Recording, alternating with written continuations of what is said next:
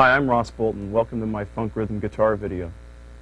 You know, the word funk gets used a lot to describe all sorts of music, but the true funk music period began in the 60s with a guy named James Brown and his musicians.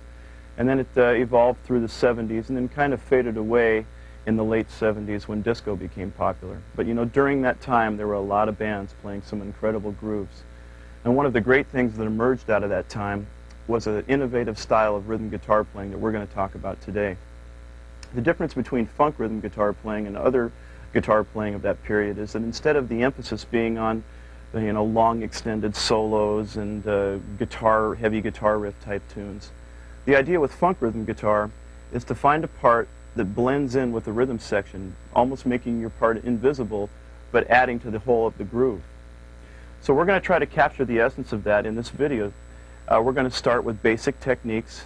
We'll do a lot of different guitar parts that show contemporary styles and traditional styles as well. We'll start out simple and we'll get really advanced. But basically we're just going to turn you into a burning, churning funk rhythm machine. Anyway, I hope you enjoy the video. I hope you get a lot out of it. Let's get started and tuned up. Here's an E.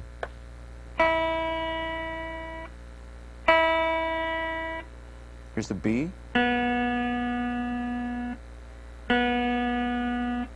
G.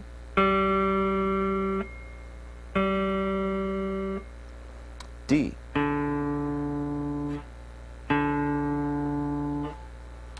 A.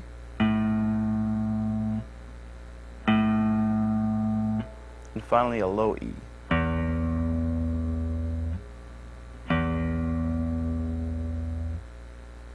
Okay, before we go on and talk about basic technique, let me mention one thing, and that's that you need to develop a good internal sense of time. And one of the best ways I can think of to do that is every time you sit down to play or practice, you need to practice with a metronome or a drum machine.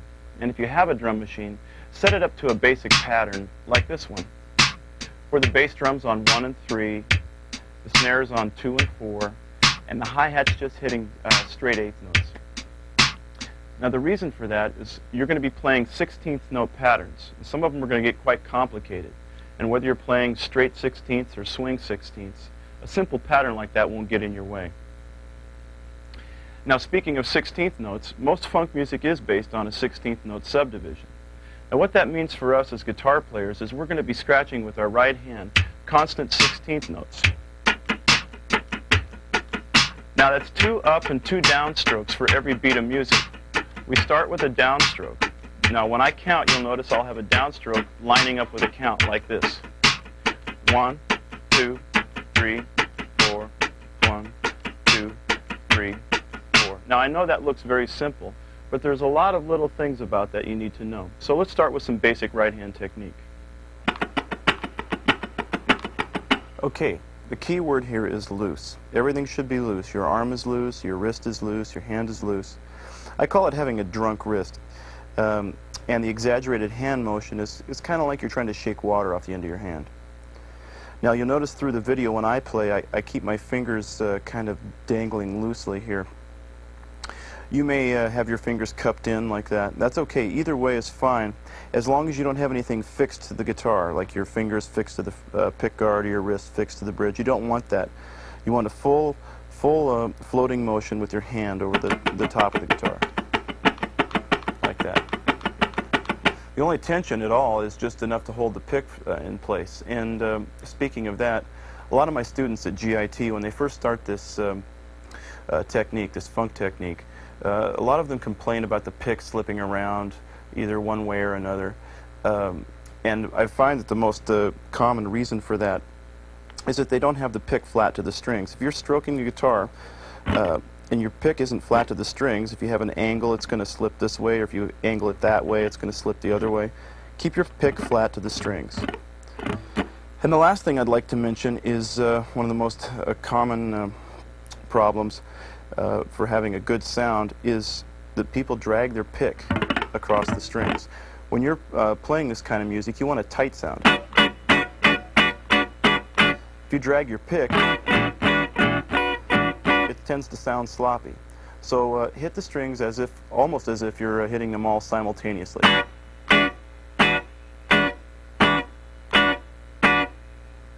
Before we go on, let me show you this chord. It's an E dominant ninth chord. It's the mother of all funk chords.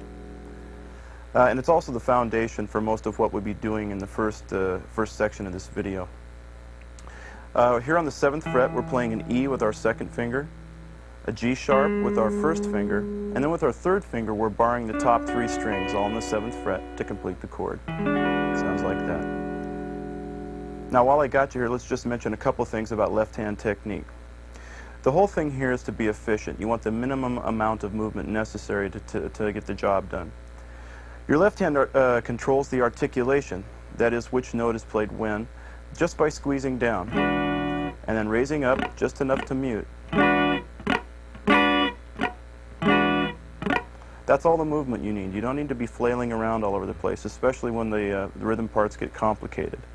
The last thing is that the left hand controls the length of the note, too. Just by bouncing your hand, how long you hold it down. Now this is true whether you're playing chords or single notes, and you'll see throughout the video that this is really a necessary technique to have together. Now that we've talked about the techniques for each of the hands, let's take each one of these 16th notes and isolate them. This is going to be crucial for you to play more complicated parts later. Isolating these 16ths is the basis for all of your funk guitar playing. So, if we get the drum machine going and we start scratching our 16th notes in time, so we know there's 4 16ths per beat of music. There's 2 downstrokes and 2 upstrokes. Let's start with the first downstroke. It's called the downbeat. 1, 2, 3, 4.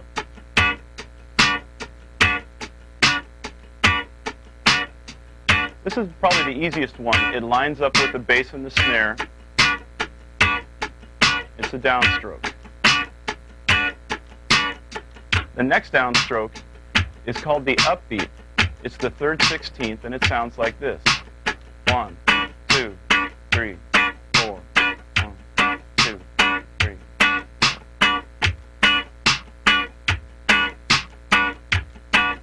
Now let's go on to the upstrokes. There's 2 upstrokes, the 2nd and the 4th 16th. Now our tendency is to rush these a little bit. Here's the 2nd one. 1, 2, 3, 4. 1.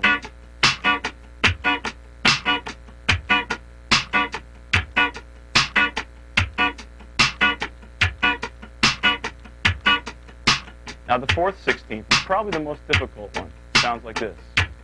2, 3, 4.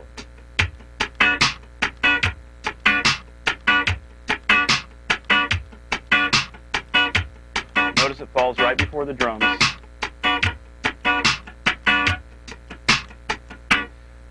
Now, at this point, you may want to stop the tape and practice these on your own, because, like I said, these are the building blocks for building the other guitar parts. So if you're ready, let's combine a few of these attacks into a classic, traditional sort of rhythm guitar part.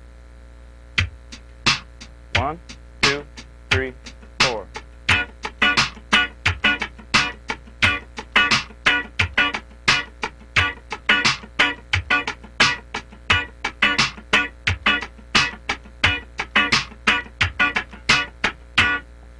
Now the cool thing about this guitar part, we'll call this our basic JB part in honor of James Brown. The cool thing about this guitar part is that it takes all 4 of those attacks and spreads them out over a bar to make a very cool rhythm pattern. Let's go in and take a little closer look at this at a slower tempo. We'll start scratching with our right hand, line up with the drums. Before we play the part, make sure with your left hand you squeeze nice short attacks. Keep the sound tight. Your right hand is loose, flat against the strings. 1, 2, 3, 4.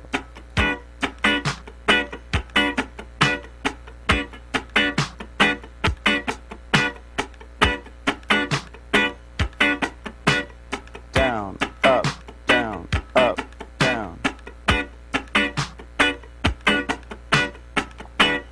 Okay, let's take it up tempo now. 2, 1, 2, 3, 4.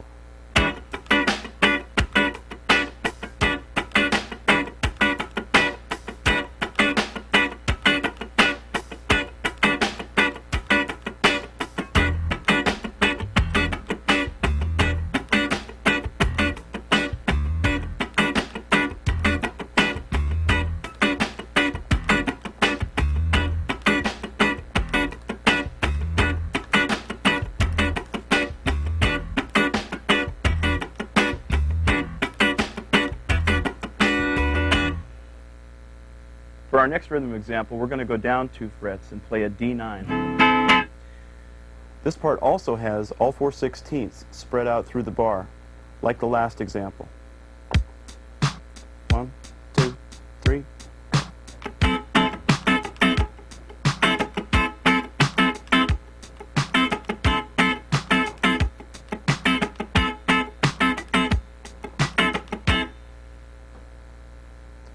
Now let's slow it down and take a closer look. We start with 2 downstrokes followed by 2 upstrokes. Let's just start there. 2, 3, 4. Down, down, up, up. Now we'll add the last attack. It's an upstroke right here.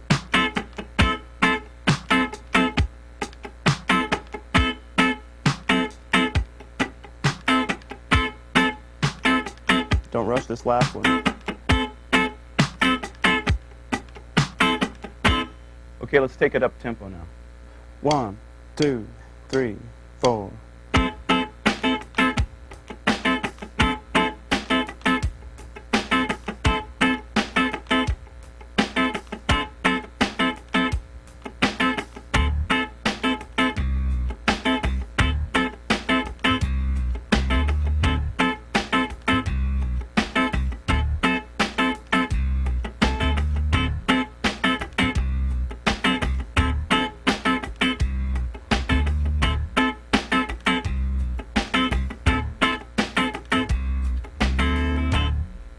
Now before we go on, there's a couple things I want to mention. The first thing is about controlling the scratch with your right hand.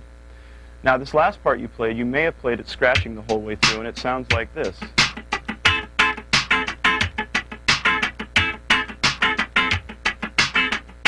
Now that's okay if you're starting to learn the technique for the first time. It's a little easier to learn how to keep your time constant by scratching.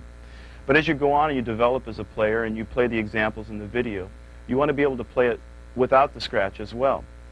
So I'll play the same part now without scratching, but notice I keep my right hand moving the whole time to keep my time together.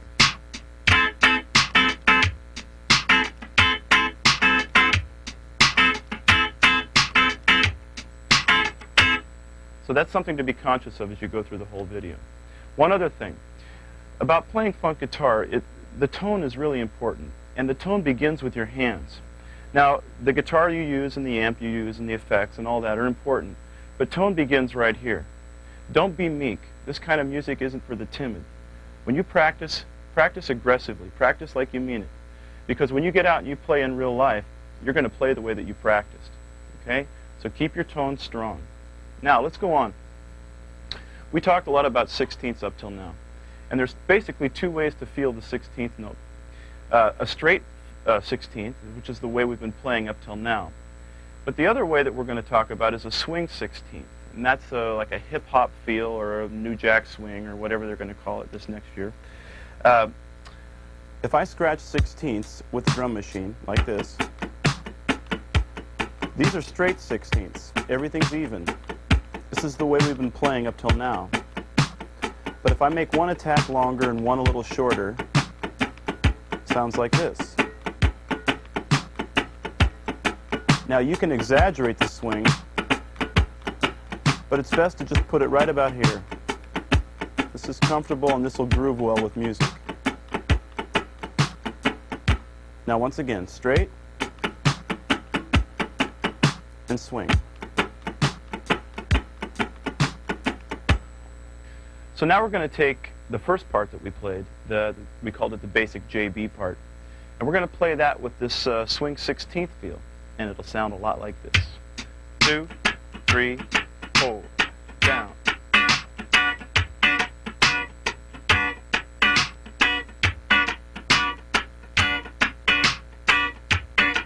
Play along, down, up, down, up, down, down, up, down, up. One more time.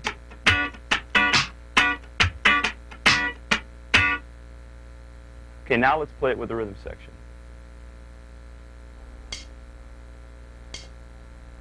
1, 2, 3, 4.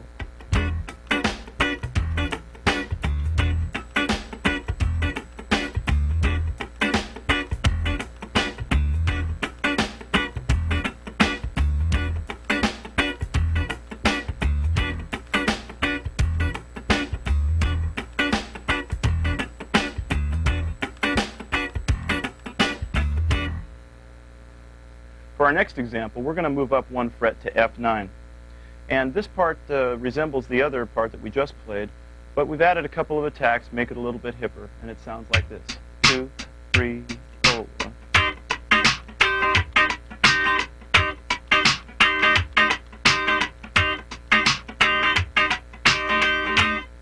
So let's slow it down and move in a little closer and take a look.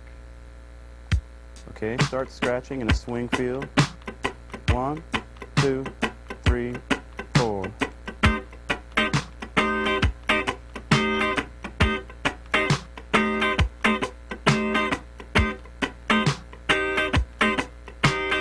Down, up, double, up.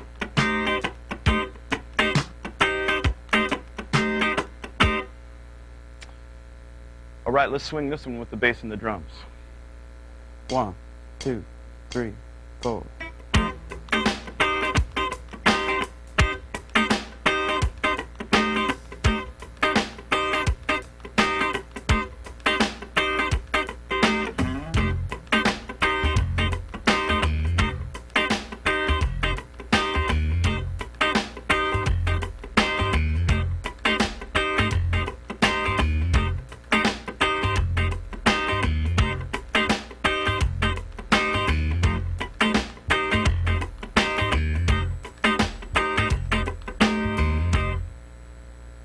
Up to now, we've been playing rhythm parts that have short attacks, but now let's play a rhythm part that has a little bit longer tone with the left hand.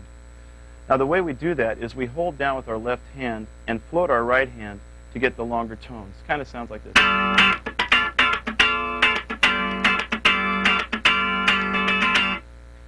So, for example, let's break it down a little bit. Let's start by just playing 4 16ths in a row like this.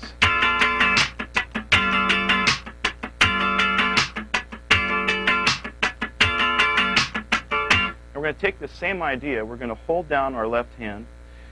After we play the first attack, we're going to float our hand a couple of 16ths and then hit an upstroke.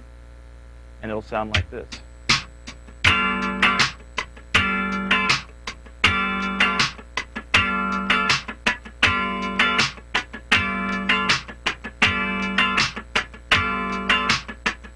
Now let's play a rhythm part that uses that figure. We're up here in G9, if you hadn't noticed, on the 10th fret. And the part will sound like this. 1, 2, 1, 2, 3, 4.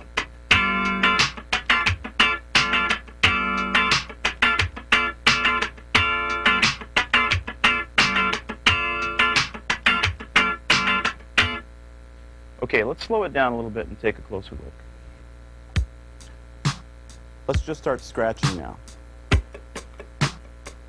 Now at the beginning of the part, there's that long tone, and you're going to want to stop your hand, but keep it moving.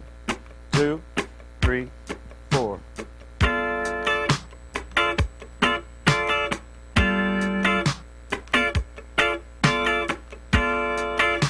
Up, down, double.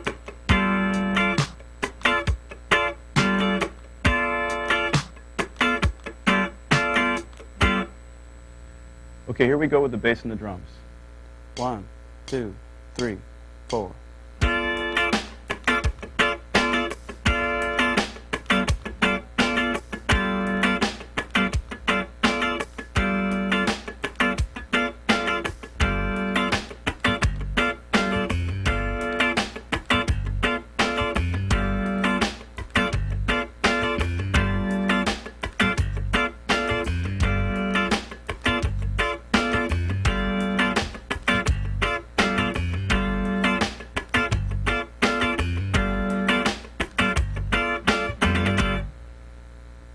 Something I'm sure you're all aware of, but maybe never looked at on its own, is a little thing called a half-step slide, and it's an important component to most funk guitar parts. Maybe sounds like this.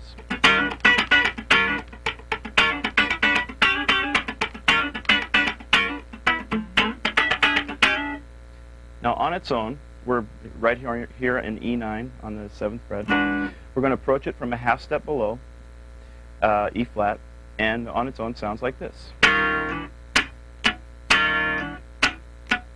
Now we're floating the right hand on the 2nd 16th. That's where we make the slide. It's important to slide in time on the upbeat.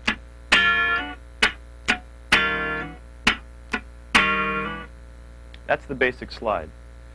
Now there's three kind of common ways that this is used in context of a rhythm part. Let's play one beat pattern. The first one is the slide, holding the left hand down and floating the right hand, and it sounds like this.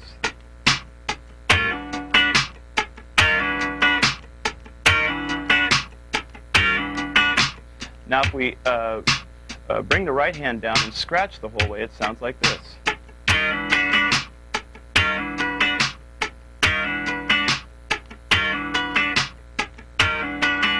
Now if we raise the left hand on the third 16th, we get a little more syncopated sound like this.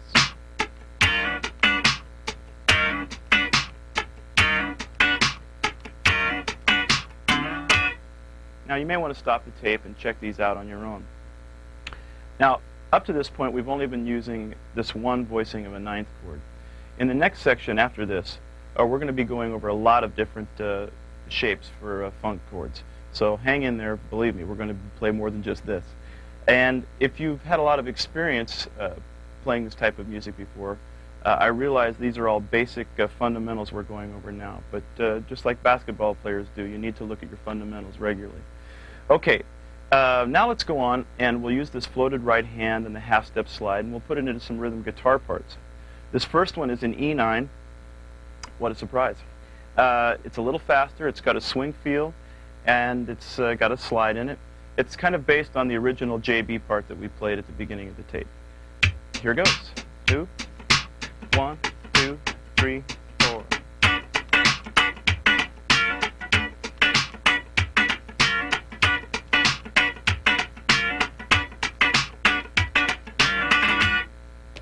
Okay, let's slow it down and take a little closer look. Okay, start swinging.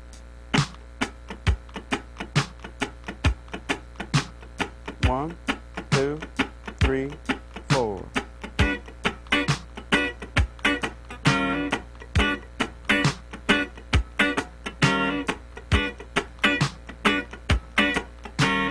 Down, up, slide. Down, up, slide. Okay, now you're ready to play it with the band. 2, 1, 2, 3, 4.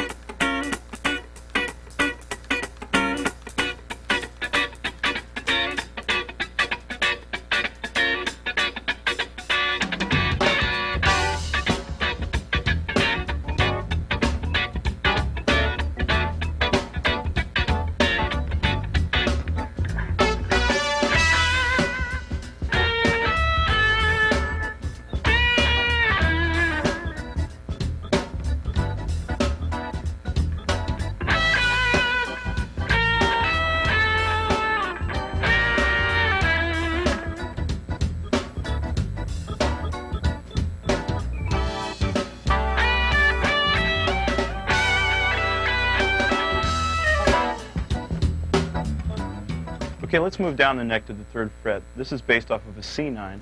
There's a couple of half-step slides in this. It's a straight feel. Sounds like this. 2, 1, 2, 3, 4.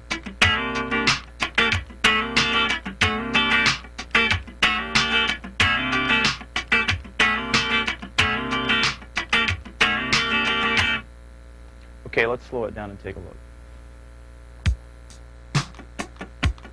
Remember, it's a straight feel. 1, 2, 3, 4.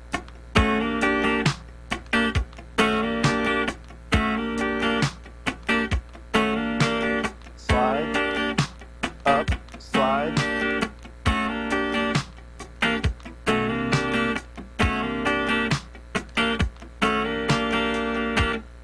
Okay, let's go up tempo. 2, 1, 2, 3, 4.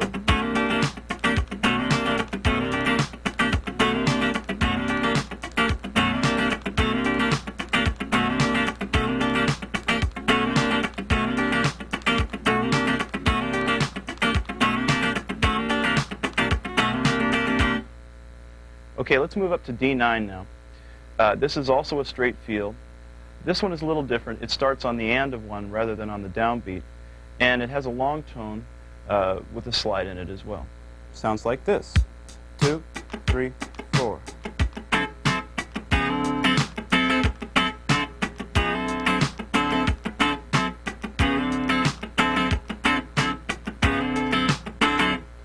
Okay, let's slow it down. You want to keep track of where 1 is. 2, 3, 4, 1. 1. 1. 1. Okay, let's take it up tempo now.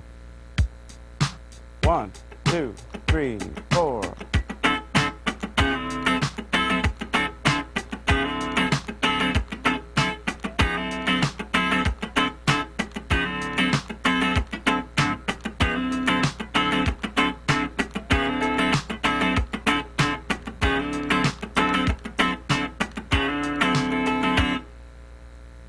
Okay, for this last example of this section, we're going to move back up to E. Now this one's going to be a little bit faster, so I'm going to demo it just a little bit below where you're going to end up playing it. There's a couple of slides in this, and here we go. 1, 2, 3, 4.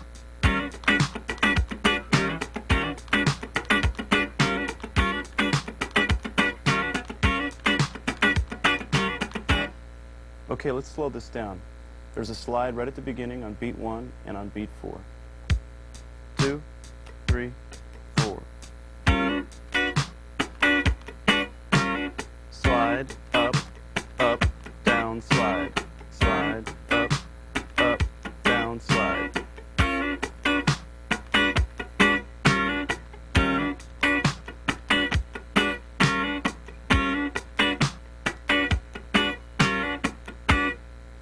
If you're ready, this one's kind of fast. Let's play it with the band. 2, 1, 2, 3, 4.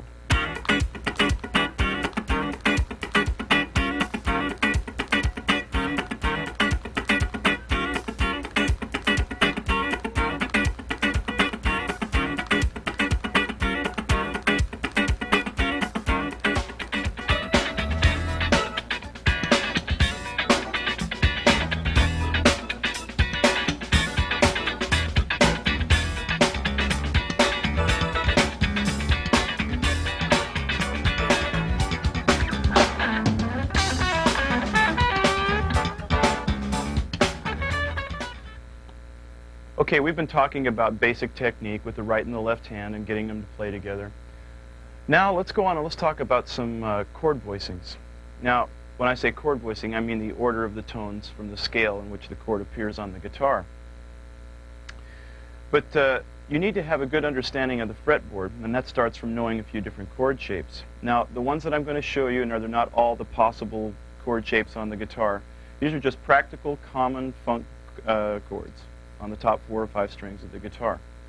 Now remember also, these are movable shapes, so that when you learn one of these patterns from the chords that I show you, feel free to move it around into other keys. Okay, now most funk music comes from one of 2 families, harmonically speaking. Either dominant, which is a blues-sounding harmony, or minor. There are also some in major keys, but the 2 biggest areas are dominant and minor, and those are the ones we're going to cover in the video. Now we're going to start with the dominant family. Now when I say dominant, I'm referring to a 7th chord family that derives itself from having the root tone, that's the first note of the scale, the 3rd tone, the 5th, and a lowered 7th. Okay, that's the basis of this harmony. Now let's go onto the guitar and see all the different voicings we can come up with. If we start here in 3rd position on the 3rd fret, this is our first voicing. We're in the key of G now. It's a G7, and G is our root. It's on top. Let's go up to the next inversion. Now we're still on the top 4 strings, and now we have the 3rd on top, and G is on the bottom. Our root is on the bottom. The next chord, the next inversion, has the 5th on top. It's also a G7. This is one of my favorites. I got this from a Sly Stone record. The G is kind of hidden here on the B string, so your landmark is here on top. And then right here in the same position is the G9. And then again in the same position is another G7 right here. We're going to put the 7 on top. And then the last chord, another one of my favorites, is this G9 with the root on top. Now if some of these shapes are new to you, you might want to look through the book and get familiar with them. Now let's connect them with a scale on top, the dominant scale, more commonly referred to as the Mixolydian mode. And if we connect them, we get all the extensions like this.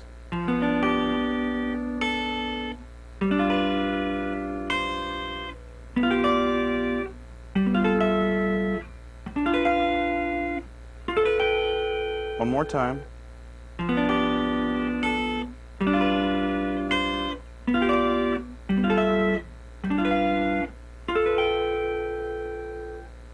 Now we're going to play a few rhythm parts using some of the chord voicings we just talked about. We'll still be in the key of G. This first one is like something you might have heard on an early Kool and the Gang record or a Sly Stone record. It uses this chord right here with a 5th on top. I think it was the 3rd chord that we went over. And it also uses this G9, our old friend. We put our little finger up here on the 12th fret. That's the 13th, so now we have as a dominant 13 chord. Okay, the part has a slight little swing to it and goes like this. 3, 4.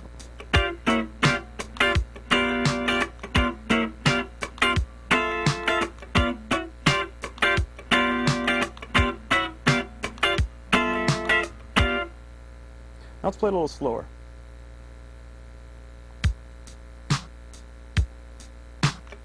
Start scratching the swing. Go down 1 fret and then back like this. Like that. But you're scratching the whole time.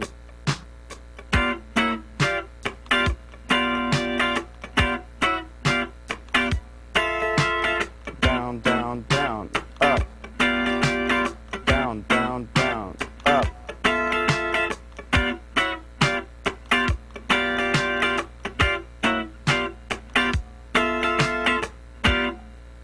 All right, let's lay it out with the rhythm section.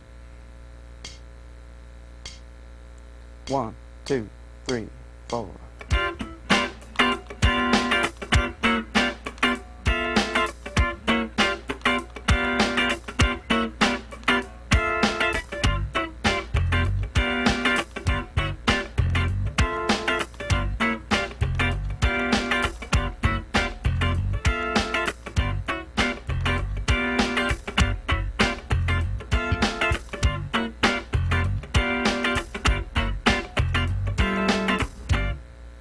All right, this one's a little more up-tempo. It still has a slight swing feel to it. We're going to use 2 chords. First, this G9 high on the neck here. This is the last chord we talked about. The other chord is this G7. And again, we're going to put our little finger on the 13th fret. But during the course of the part, we're going to take it off. You'll hear that. This is something you might have heard maybe on an early Prince record. Here, it goes like this. 3, 4.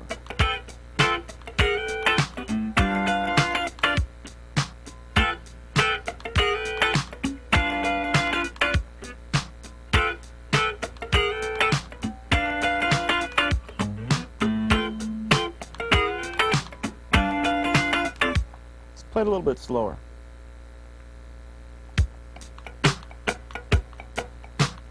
One, 2, 3, 4.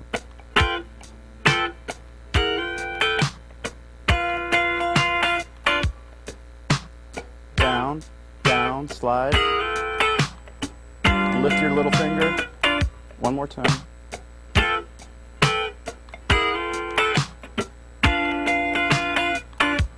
Okay, let's take it up tempo now. 1, 2, 3, 4.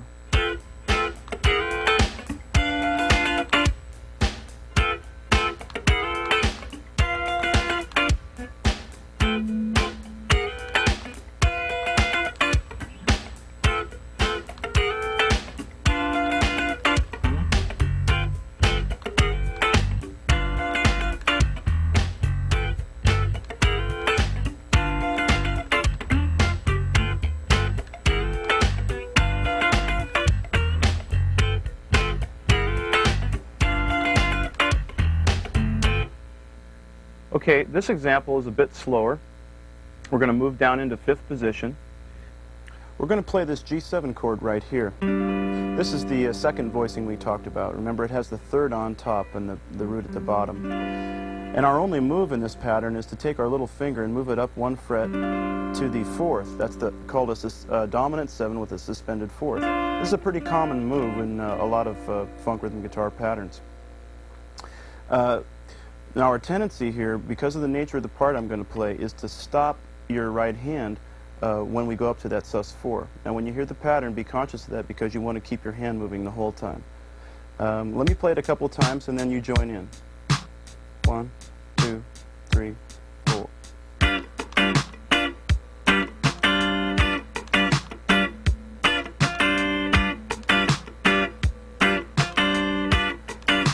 Straight 16ths.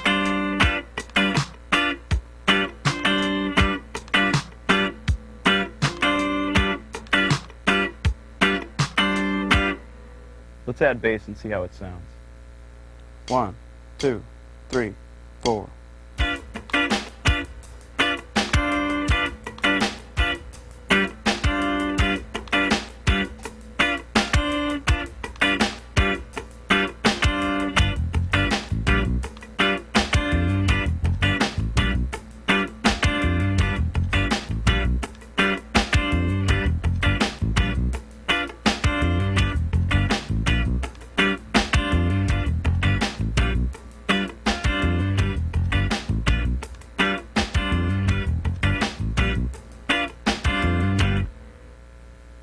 Now, a common dilemma for rhythm guitar players is what do you do when you're vamping on one chord for a long period of time? It can get boring, and how do you keep the part interesting? Well, there's a lot you can do. For instance, if I'm just playing on this E9, what can I do? Well, it's a couple of things.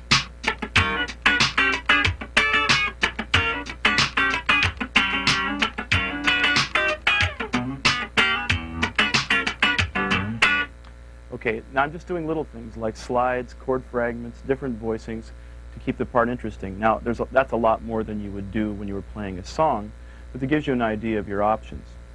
Now, the first part I'm going to play, or the next couple parts I'll play, I'll be using the E9 chord with some chord fragments. The first chord fragment, or interval, is this tritone. When I say tritone, it's the interval of a flatted 5th, and the 2 notes that I'm using are the flat 7 and the 3rd from an E7 chord. That's a D and a G sharp. And I'll be moving into that from a half step below. The part sounds like this. 3, 4.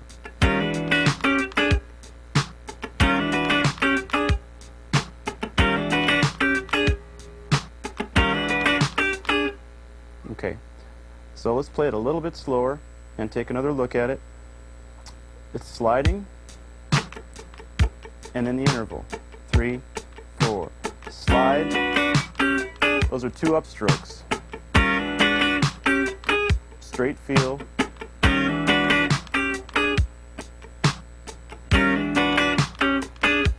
Great. Now to that part we're going to add the same interval, only we're going to take this upper note, the G sharp, and play it an octave lower down here. We'll keep the D the same. So we play that part, and then we add 2 downstrokes, and that part sounds like this. 3, 4.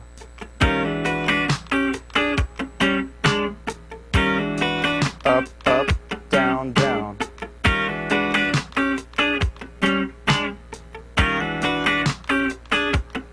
One more.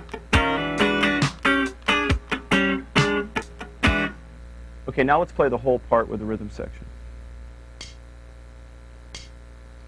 1, 2, 3, 4.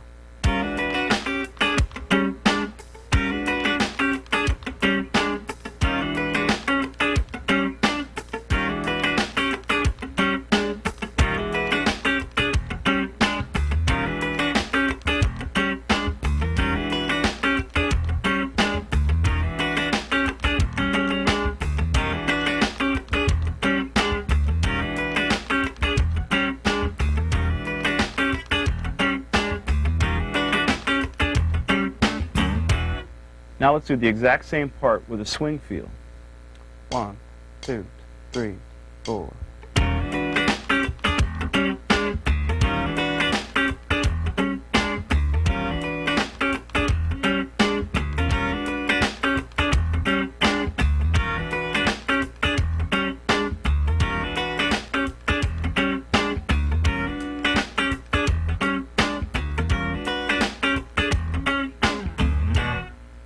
Okay, for this example, let's move from E9, go over to A7, and we'll play a 2-bar example.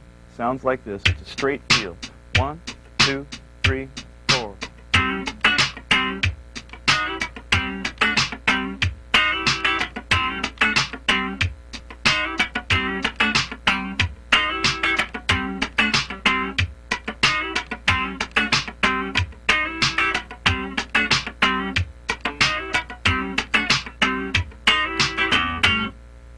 All right, now let's break this down.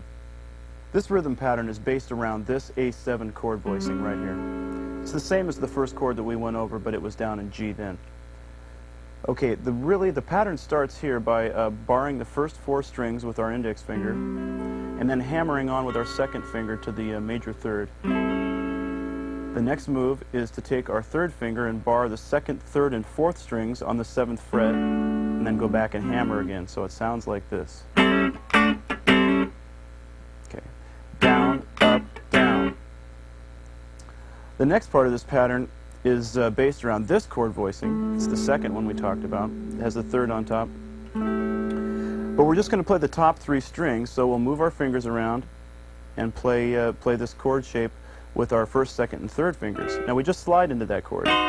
So the whole first bar sounds like this.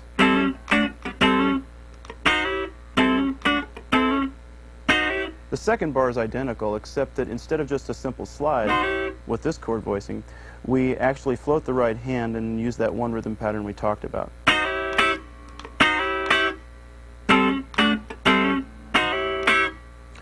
Let's play the whole pattern slowly now. 1, 2, 3, 4.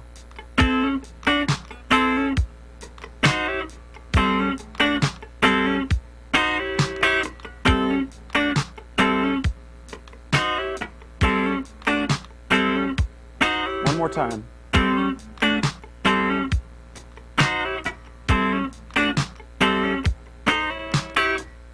All right, let's do it up.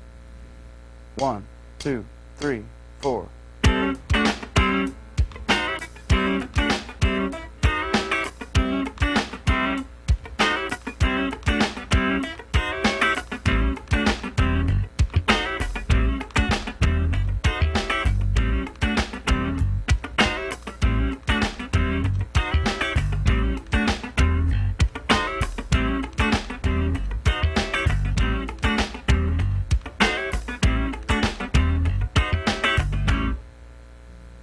As you recall earlier, I said that most funk tunes fall into one of 2 categories, either dominant harmony or minor harmony. Now we've been talking about dominance. Let's shift over and talk about the minor chords now.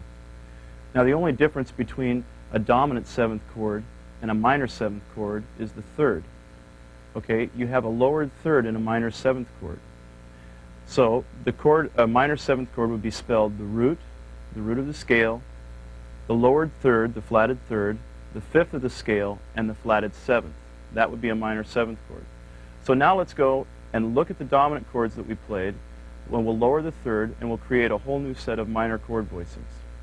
You'll remember the first chord we played in the dominant section was this chord. The third is here on the G string, and we need to lower that to make it a minor 7.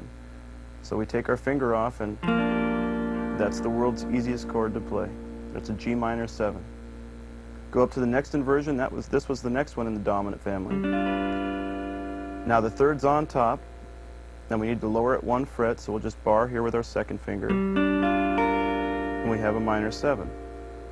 The next chord was this one. Now here the third is on the bottom, on the D string, so we'll just lower that. We'll bar with our first finger. And now we have a minor 7 chord there. In the same position, we had this G9. Now the third is here, same note. We lower that, simply just bring it down 1 fret. There it is. The next voicing was this. Now let's lower the third. It was here on the B string. And we'll put the 7 on top like we did before. The last chord is the only one that doesn't work by comparison. With this G9, if we lower the third, which is on the B string, it's kind of a tense sounding chord. So we're going to play a G minor 7 like this. It's a little easier to play. Take our little finger, maybe you'll use your third, but I use my little finger. Now if we connect these using the extensions, we'll play a scale in the top voice like we did in the dominant section. I'm going to use the Dorian scale.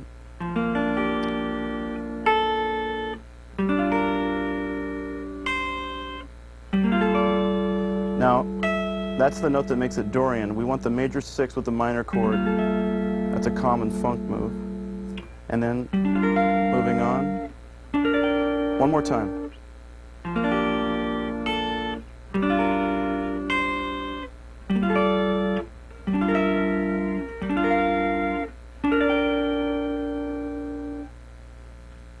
Okay, for our first example in this minor chord section, we're going to play a part that's a little up-tempo, has a little swing feel to it, and we're going to play it in 2 different places on the neck. It's the same part in 2 different octaves. And here we go. 2, 1, 2, 3, 4.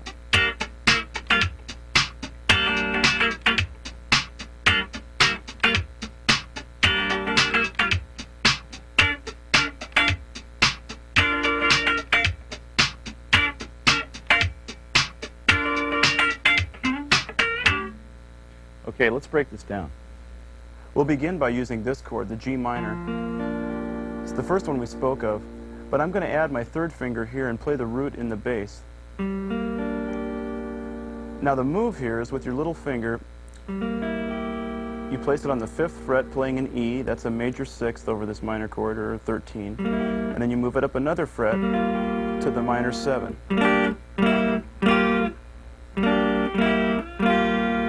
Now we're going to play the same sound up here in the 10th fret, this minor 7 chord. We'll put our little finger here on the 12th fret, and then on the 13th fret. Altogether it'll sound like this. 1, 2, 3, 4.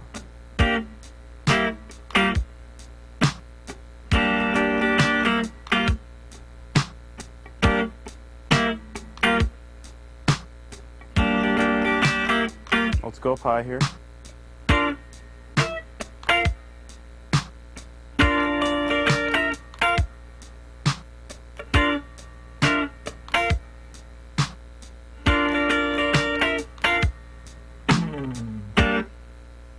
All right, now let's play it up tempo with the rhythm section. Remember, we're playing it 4 times low and then 4 times high. Here we go.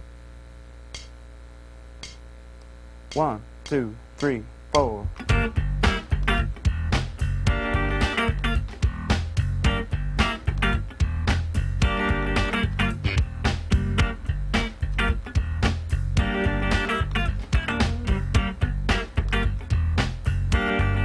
Move it up.